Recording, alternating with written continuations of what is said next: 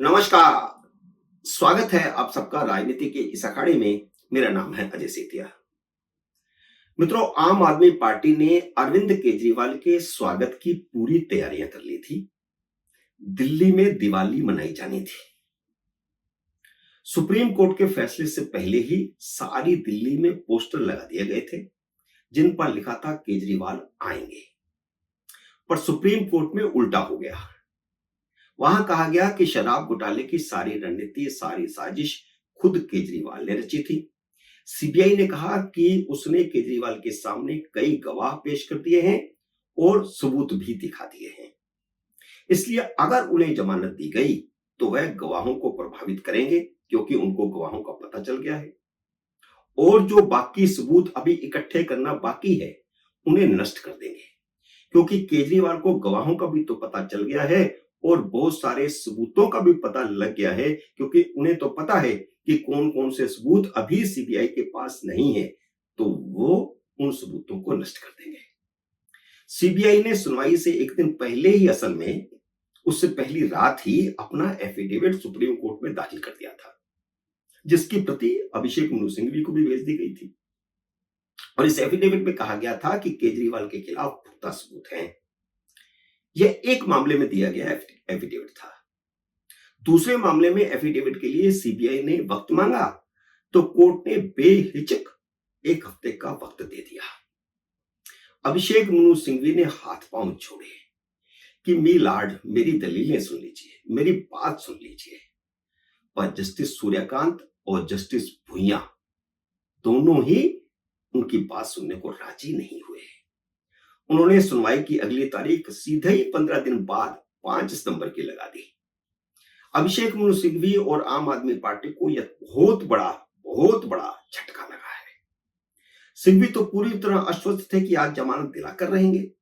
उन्होंने आम आदमी पार्टी को कह दिया था कि जश्न की तैयारी कर लो। अब एक बात समझ नहीं आती है और देश में किसी को भी समझ नहीं आएगी कि कोई भी वकील कैसे यह गारंटी दे सकता है कि फला तारीख को मैं जमानत दिला दूंगा। आम आदमी पार्टी ने भाजपा दफ्तर वाली सारी सड़क पर बड़े बड़े पोस्टर और होर्डिंग लगा दिए थे। ऐसी तैयारी इससे पहले कभी नहीं की हुई थी, जबकि कई बार ऐसा मौका आया जब लगा कि केजरीवाल की जमानत होने वाली है। तैयारियां की गई लेकिन ऐसी तैयारियां कभी नहीं की गई थी। बड़े बड़े पोस्टर, बड़े बड़े होर्डिंग, जहां पहले आम आदमी पार्टी का भी दफ्तर था जो उनको खाली करना पड़ा उस पूरी रोड पर और दिल्ली में और जगह पर भी। और उन पोस्टरों पर लिखा था केजरीवाल आएंगे, जैसे रामलला आ रहे हों। जबकि केजरीवाल जेल से छूट करके आ रहे थे, वह भी जमानत पर, बरी होकर नहीं। वे रिहा नहीं हो रहे हैं, जमानत मांग रहे हैं और पिछले कई महीनों से लगातार जमानत के लिए एडी चोटी का जोर लगा रहे हैं। और क्योंकि पूरी तरह आश्वस्त थे और ये आश्वस्त कर दिया था सिंघवी ने, इसलिए आम आदमी पार्टी के नए दफ्तर में दीपावली की तैयारी हो रही थी। रोशनी के इंतजाम हो रहे थे, पटाखों का ऑर्डर दे दिया गया था। दिल्ली में दिवाली मनाने की पूरी तैयारी थी, जैसे रामलला आ रहे हों वनवास से, जबकि वह जेल से आ रहे थे।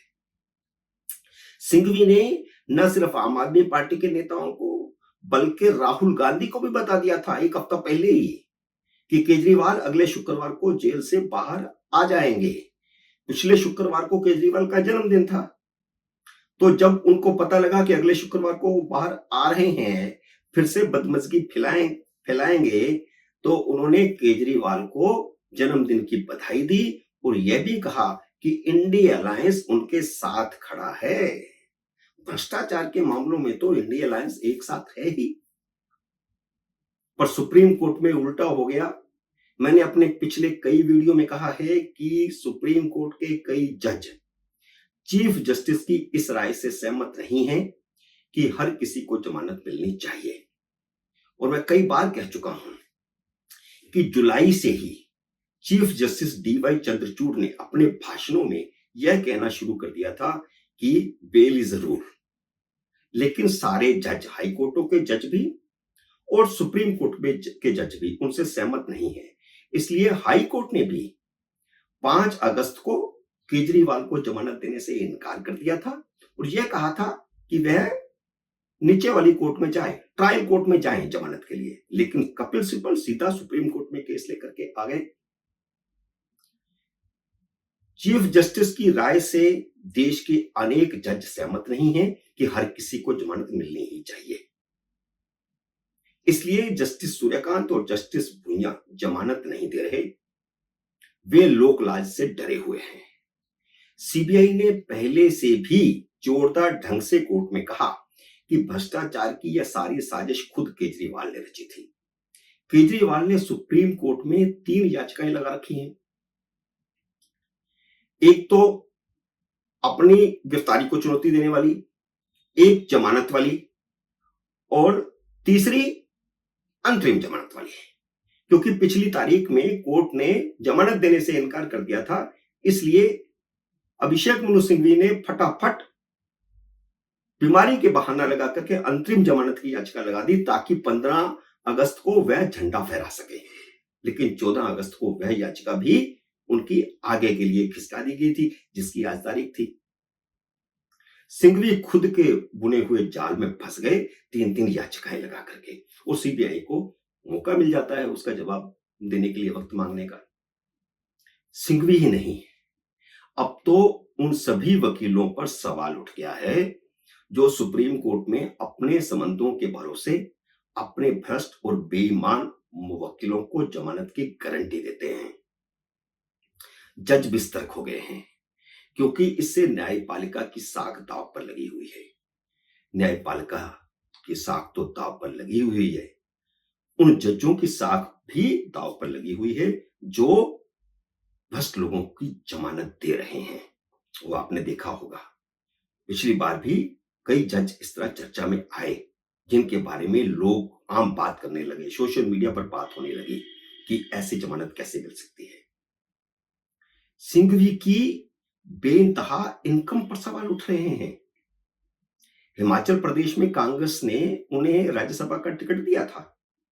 चुनाव हारने के बाद अब कांग्रेस ने उन्हें तेलंगाना में राज्यसभा का उम्मीदवार बनाया है, तो उन्होंने अपनी संपत्ति का खुलासा किया है।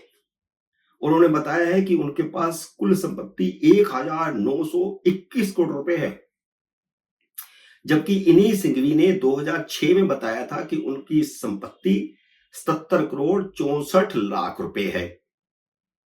अब बताइए, 2006 में सिर्फ 77 करोड़ 64 लाख और अब 1921 करोड़ रुपया, और पिछले 10 सालों में उन्होंने 714 करोड़ रुपए का इनकम टैक्स भी भरा है, यह भी सच है।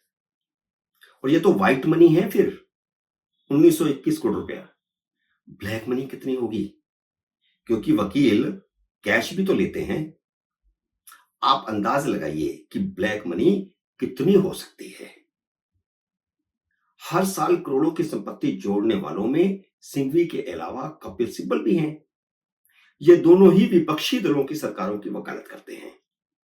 केंद्र सरकार के खिलाफ वकालत करेंगे या विपक्षी दलों की, या विपक्षी दलों की सरकारों की, उनके मुख्यमंत्रियों की, उनके मंत्रियों की, उनके भ्रष्टाचार के केसों की वकालत करते हैं और उन्हें बचाने की, जमानत दिलाने की गारंटी देते हैं।